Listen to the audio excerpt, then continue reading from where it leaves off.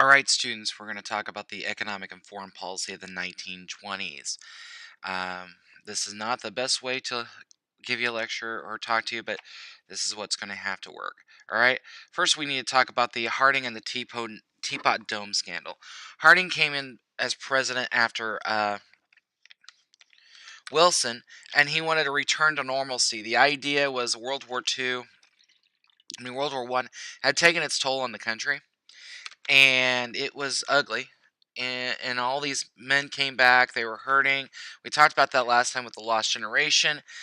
He ran on the idea of the term "I return to normalcy," and let me tell you, that is not necessarily a real world. Bleh, I can't even say it. Real world return to normalcy. And the thing was, when Harding became president, he brought in Attorney General Henry M. Doherty, Interior Secretary Albert B. Fall, and Navy Secretary Edwin C. Denby. And these were all friends of Harding from Ohio. And they were responsible for the Teapot Dome scandal, which and other illegal actions during his presidency. Basically, what the Teapot Dome scandal was, the Interior Secretary Fall took bribes from oil companies so they can drill on national lands. And he is the only secretary of only cabinet official thus far to go to prison for that. And soon after, Harding does die at the end during the scandal. And Harding was an interesting guy. Remind me, and I'll tell you some stories about Harding later. But he was and as he died, Calvin Coolidge became president. Calvin Coolidge was a gentleman, and here's a little piece of chocolate for you. Was a gentleman who did not speak very well. Not That's not the word. He did not speak very much. That's the word. And they called him Coolidge for a reason. All right, so we have Calvin Coolidge, known as Silent Cal. He talked very little, very little. Some speculate he suffered from depression dealing with his son's death. He and his son were playing tennis. His son gets a blister, and the blister becomes infected, and he dies. He believes in less government regulation. Laissez-faire. The laissez-faire, the same laissez-faire that went on during the Gilded Age, helping the Roaring Twenties be economically prosperous. He did help restore confidence in government after the Harding administration by getting rid of several of the Harding officials because of the Teapot Dome scandal. We have the Nye Committee, and this is focused on the munitions industry. These are the people that made weapons. Bidding on government contracts in the shipbuilding industry, war profits, the background leading up to U.S. entry into World War One. He felt that the industry kind of forced the Wilson to go to war and added fuel to the peaceful and non-interventionist policy pre-World War II. Here's the thing. This is what's going on.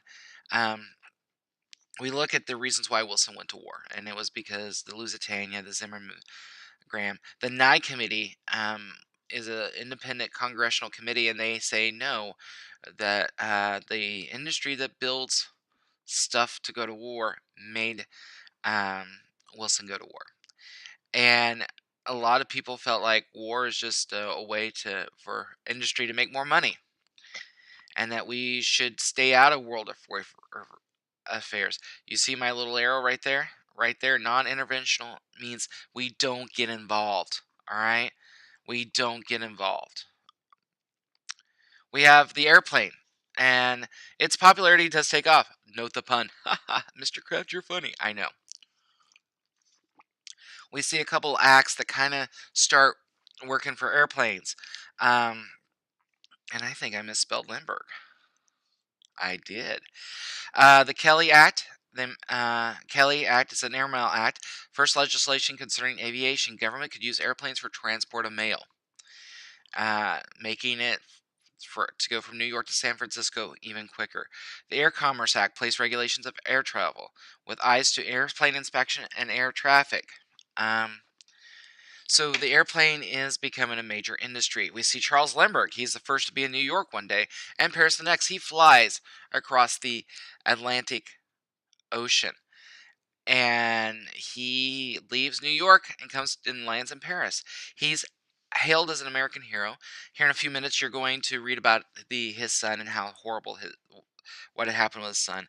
And we see this consumerism, and then this is up until this time, money was spent on necessities, food, housing, things like that. But now we see money spent on non-necessities. Um, Luxury goods, clothes, going to movies, having a Coke, people are going into debt or layaway to buy big items. And the thing is, we have people that are making $1,000 a month. That's really not um, practical. This is just an example, but they're buying stuff that they can't afford, so they put it on credit and they put it on or they put it on layaway, making payments. Like the store still keeps it, but you have to make payments every month to get it. Advertising targeted consumers, urging them to buy non-necessities. Hey, buy this dishwasher. Hey, buy this refrigerator. Hey, buy this car. Things that up until then people didn't use or need, and now we look like, well, we do need a fridge. Well, I could see that. But consumerism does push the 1920s. You got to have that stuff.